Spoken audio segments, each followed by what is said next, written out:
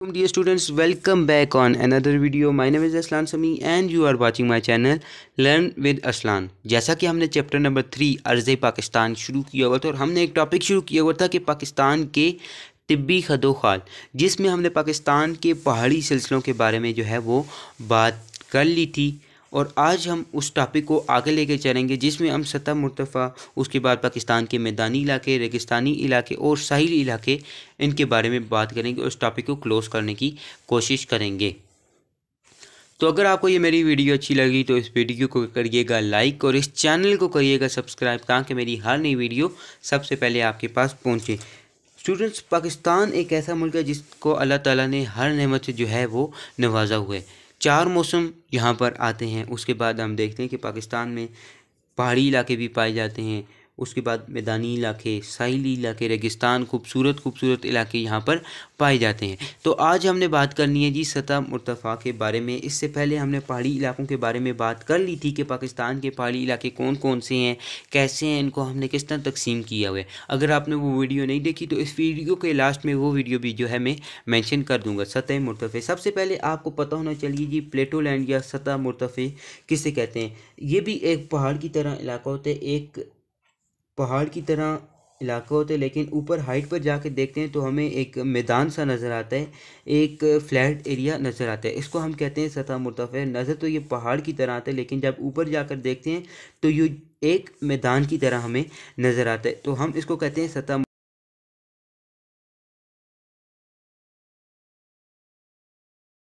मुर्तफ़े। पाकिस्तान की सतह मुर्तफ़े को हमने 2 हिस्सों में तकसीम किए हुए। पहले जी पोठोहार का सतह मुर्तफ़े, उसके बाद बलूचिस्तान का सतह मुर्तफ़े। सतह मुर्तफ़े पोठोहार का, यहाँ पर आपके लिए मैंने जो है वो रफ सा मैप बनाया। मैप बनाना इसलिए कि आपको पता चल जाए कि सतह मुर्तफ़े हैं कहाँ कहाँ ये वाक़ हैं, कौन से एरिया में वाक़ हैं। तो सबसे पहले पोठोहार का जो सतह मुर्तफ़े, ये दरियाए सिंध और झेलम के दरमियान में, दरियाए सिंध और झेलम के दरमियान में जो है ना, यहाँ पर पोठोहार का जो है वो सतह मुर्तफ़े वाक़ई है। और अब हम नीचे अगर आएँ तो बलूचिस्तान के एरिया में हमारे पास बलूचिस्तान का सतह मुर्तफ़े वाक़ई है चागी के एरिया में।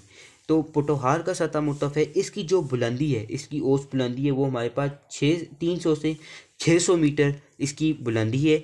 और सेक्सर इस सिलसिले का सबसे बुलंद तरीन हिस्सा है। इस सिलसिले का सेक्सर जो है वो बुलंद तरीन हिस्सा है, जिसकी बुलंदी जो है 1527 मीटर है।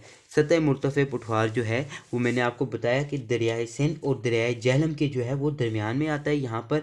और उसके बाद इसकी जो बुलंदी है वो 300 से 600 मीटर है। 1500 से जो इसका बुलंद तरीन चोटी आती है, बुलंद तरीन जो इसका हिस्सा आता है वो है जी सेक्सर, उसको कहते हैं सेक्सर। और उसके बाद उसकी जो बुलंदी है वो 1500 से 1527 मीटर है। यहाँ पर जो अहम मादनियात पाई जाती है उनमें नमक, जिप्सम, चूने का पत्थर, कोयला और मादनी तेल शामिल है, जो यहाँ से मादनियात निकलती हैं। उसके बाद बलूचिस्तान का जो सतह मुर्तफ़े का सिलसिला है वो मैंने आपको बताया चागी के इलाकों में आता है। चागी वही यहाँ पर एटमी धमाके भी किए गए, एटमी तजर्बात भी किए गए, तो यहाँ पर जो है वो चागी के एरिया में आता है। इसकी जो बुलंदी है वो 600 से 900 मीटर है। 600 से 900 मीटर इसकी बुलंदी है। और हारमोन मशकेल यहाँ की जो है वो मशहूर झील है, हारमोन मशकेल। ये तो सतह मुर्तफ़े मैंने आपको बताया 2 हिस्सों में तकसीम की है, पोठोहार और बलूचिस्तान का। पोठोहार की जो बुलंदी है वो 300 से 600 मीटर है और बलूचिस्तान में जो है इसकी औसत बुलंदी 600 से 900 मीटर है। आगे बुक में जाके हम मज़ीद भी इसके बारे में जो है वो तफसील जानेंगे। यहाँ पर आप अगर इन चीज़ों को नोट करना चाहते हैं तो अपने पास कोई भी रफ़ नोटबुक जो है वो रख लें। ये चीज़ें जो है ये पॉइंट्स आपके लिए फ़ायदा मंद होंगे। उसके बाद हमने बात करनी थी पाकिस्तान के प्लेन्स या मैदानी इलाकों के बारे में। पाकिस्तान के मैदानी इलाकों को हमने 2 हिस्सों में तकसीम किया गया, एक बलाई मैदान और ज़री मैदान, अपर प्लेन्स और लोअर प्लेन्स। बलाई मैदान जो है सतह मुर्तफ़े पोठोहार के साथ जो है वो शुरू होते हैं और मिठन कोट तक जो है वो यहाँ पर जो है हमारे पास जाते हैं।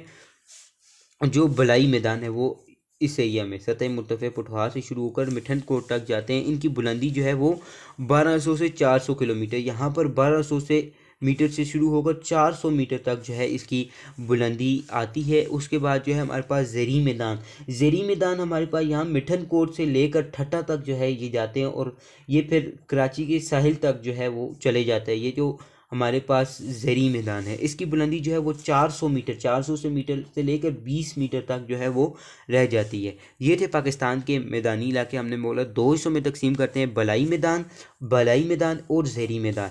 बलाई मैदान जो है वो सतह मुर्तफ़े के साथ से होकर मिठनकोट तक फैले हुए हैं। 1200 से 400 मीटर तक ये जो है इसकी बुलंदी है। उसके बाद जो है हमारे पास ठट्टा, मिठनकोट से लेकर ठट्टा तक हमारे पास ये ज़रीन मैदान जो है वो फैले हुए हैं, और ये फिर कराची के साहिल तक आ जाते हैं, समंदर तक आ जाते हैं।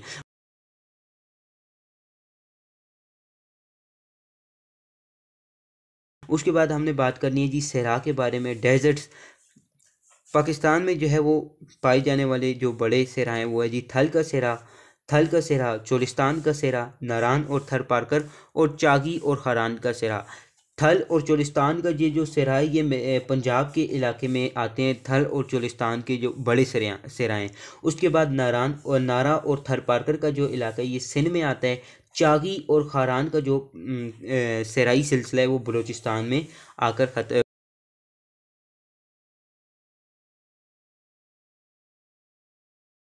उसके बाद साहिली इलाके, हमारे पास कोस्टल एरिया जो हैं वो दो हैं, बलूचिस्तान और सिंध के। हमने इसको दो हिस्सों में तकसीम कर सकते हैं, बलूचिस्तान के साहिली इलाके और सिंध के साहिली इलाके।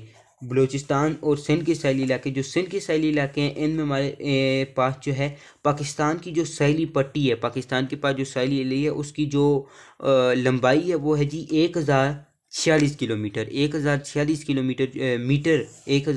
मीटर जो है इसकी लंबाई है। इनको दो हिस्सों में तकसीम करते हैं जी, सिंध और बलूचिस्तान की जो है साहिली सिलसिले। सिंध का जो साहिली सिलसिला है इसमें पोर्ट कासिम, रन कच्छ और कराची का जो है एरिया आता है। उसके बाद बलूचिस्तान में हमारे पास मकरान, गवादर और पसनी के इलाके आते हैं। ये था मेरा इसका जो है वो शॉर्ट सा इंट्रोडक्शन। अब हम आते हैं जी थोड़ा बुक पे, और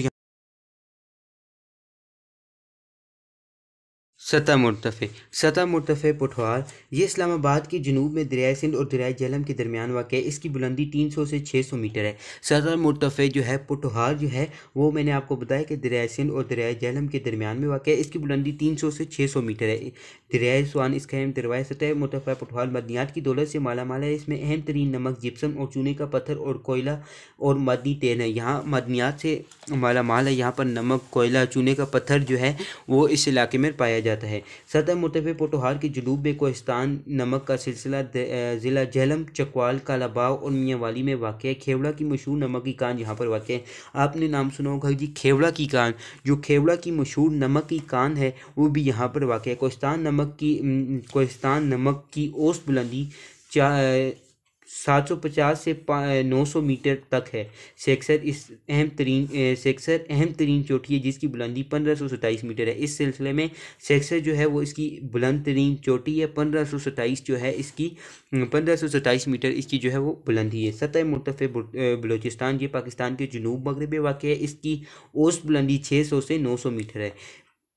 ये एक वसी इलाका है जिसका रकबा जो है वो 34,190 मुरबा किलोमीटर है। चागी के पहाड़ इस सतह मुर्तफ़े के शुमाल में वाक़ हैं। इस सतह मुर्तफ़े पर चंद एक कम बुलंद पहाड़ी सिलसिले मौजूद हैं, जिनमें राजकोट सेहान का पहाड़ी सिलसिला और वस्ती मकरान का पहाड़ी सिलसिला शामिल हैं। मशहूर नमकीन पानी की झील हारमून मशकेल भी यहाँ पर वाक़ है। जो सतह मुर्तफ़े का पहाड़ी सिलसिला इसमें पानी की झील जो है हारमून मशकेल भी यहाँ पर वाक़ है। उसके बाद हमने बात करनी है जी मैदानी इलाकों में। दरियाए सिंध का मैदान जो एक वसी इलाके पर फैला हुआ है, इसके शुमार दुनिया के अहम दरिया और ज़रखेज़ मैदानों में होता है। दरियाए सिंध का जो मैदान है, दरियाए सिंध का मैदान, इसका शुमार दुनिया के एक ज़रखेज़ और अहम मैदानों में होता है। मैं आपको ये बात बताना भूल गया था कि ये दो मैंने आपको बताया कि बलाई मैदान और ज़ेरी मैदान, ये ज़रखेज़ जो है यहाँ पर ये ज़रखेज़ तरीन मैदान है, और यहाँ पर जो है ज़्यादातर काश्तकारी होती है। ये जो है फर्टाइल, इनकी जो सॉइल है वो बहुत ज़्यादा फर्टाइल है। कोह हिमालय और कोह कराकोरम के पहाड़ी सिलसिलों से निकलते हुए दरियाए सिंध और इसके मावन दरियाओं की लाई हुई मट्टी ज़रखेज़ मट्टी से बना हुआ है। ये जो मैदान है ये दरियाए सिंध और इसके मावन दूसरे दरिया हैं उनकी जो मट्टी लाते हैं वो अपने साथ, उससे ये मैदान जो है वो बने हैं। दरियाए सिंध का बलाई मैदान, मैंने आपको बताया कि मैदानी इलाकों को हमने दो हिस्सों में तकसीम किया, बलाई मैदान और ज़रीन मैदान। बलाई जो मैदान था वो पंजाब पंजाब, उसमें पंजाब के एरियाज़ आते थे, और जो ज़री मैदान था वहाँ पर सिंध के एरिया आते हैं।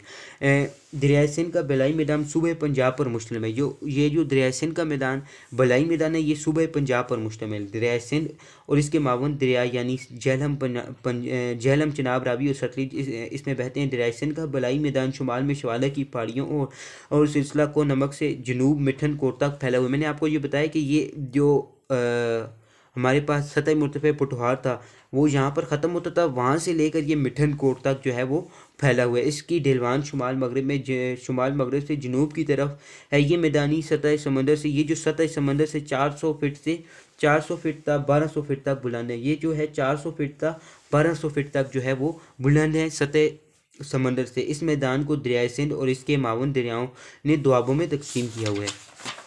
उसके बाद हमारे पास है जी दरियाए सिंध का ज़री मैदान। सूबे सिंध का ये हमवार मैदान मिठन कोट से समंदर तक फैला हुआ है। मैंने आपको बताया कि ये जो मिठन कोट पर वो बलाई मैदान ख़त्म होते हैं, और अब ये जो ज़री मैदान है ये मिठन कोट से लेकर समंदर तक फैला हुआ। शुमाल में इस मैदान की बुलंदी 400 फीट से शुरू होकर जनूब में सतह समंदर से 20 फीट बुलंद रह जाता है। दरियाए सिंध कम ढलवान के बायस इस मैदान में नहायत सुस्त रवि से बहता है। टटा से बहरे अरब के साहिल तक दरियाए सिंध डेल्टा बनाता हुआ समंदर में गिर जाता है। यहाँ दरियाए सिंध की कई शाखों में मुनकसिम होकर दरियाए सिंध का डेल्टाई मैदान बनाता है। इसमें रन कच्छ का इलाका शामिल है। यहाँ पर मैं आपको तफसील इसलिए नहीं दे रहा, आसान सी बातें हैं, शॉर्ट सी बातें। अगर आपको यहाँ पर कोई चीज़ समझ में नहीं आती तो आप मुझसे कमेंट्स में आकर पूछ सकते हैं। अदरवाइज़ चीज़ें जो है ये आसान है। ये आपको ये पता होना चाहिए मैदान कहाँ पर वाक़ है, कहाँ से शुरू होकर कहाँ पर ख़त्म होता है, इसकी बुलंदी क्या है और किस तरह से ये जो है वो बना हुआ है। और जब यहाँ पर दरियाए सिंध का जो बलाई ज़री मैदान है ये आकर समंदर में जो है वो ख़त्म होता है और यहाँ पर डेल्टा बनाता है। डेल्टा जो है ये जहाँ पर तमाम दरिया आकर मिलते हैं तो वहाँ पर जो है यहाँ पर इस तरह वो एक डेल्टा बनाते हैं कि दो दरिया जहाँ पर फिर आकर आपस में मिलकर समंदर में गिरते हैं, वहाँ पर जो है वो डेल्टा बनाते हैं। रेगिस्तानी इलाके पाकिस्तान में चंद इलाके रेगिस्तान में